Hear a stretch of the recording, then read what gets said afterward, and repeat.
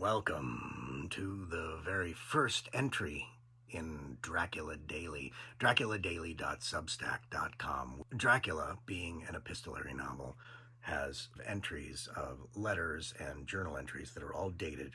And Dracula Daily, it will email you on the corresponding date the entry from the book that corresponds with the date. So the very first entry in the book is May 3rd, and so today begins our experience with Dracula. It's going to take us all the way through to early November.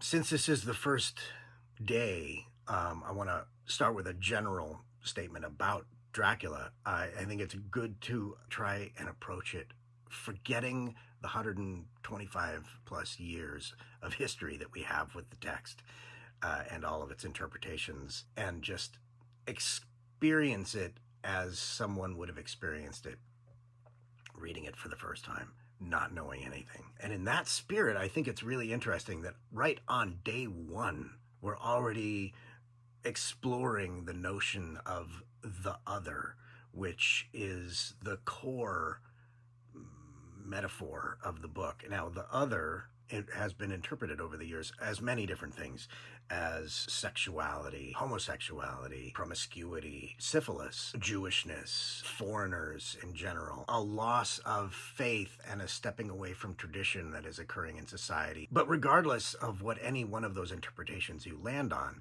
it's always the other.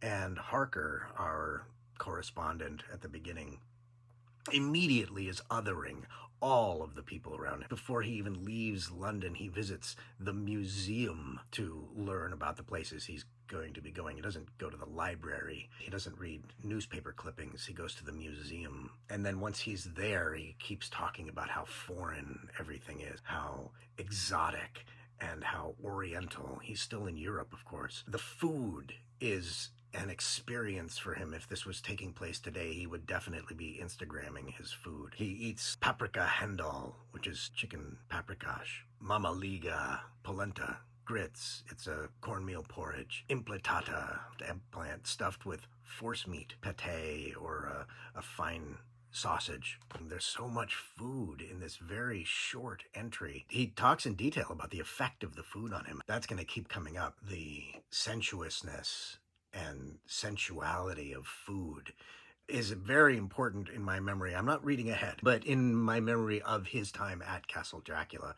I don't remember if that continues on into London, but consumption and tasting of food is very important, including later on eating babies. And he's amazed by flavors and by colors and by the women who are attractive until you get close to them, and the men who are exotic and scary, but actually harmless, maybe.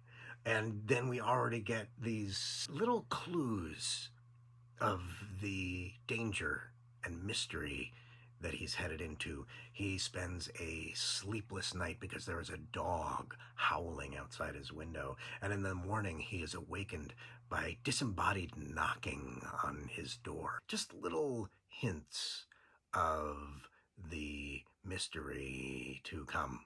And then finally, we get what I think is the only example in the whole book of a primary source in the voice of Dracula, a little note from Dracula addressed to Harker, welcoming him and saying that he's looking forward to seeing him. It's an innocuous little note, but I think it's the only time that we actually get an example of Dracula's voice. Otherwise, it's always he's being paraphrased or quoted by someone, but that's essentially hearsay, secondary sources. This is I think the only time, which is important because Dracula is the ultimate other, always being interpreted by the people whose POV we're seeing him through. Never is he approached on his own terms. So that's day one. Day two will begin, I believe, tomorrow. The first few entries come pretty quick. So the journey begins. Harker is moving deeper into the unknown, further and further into Oriental Europe.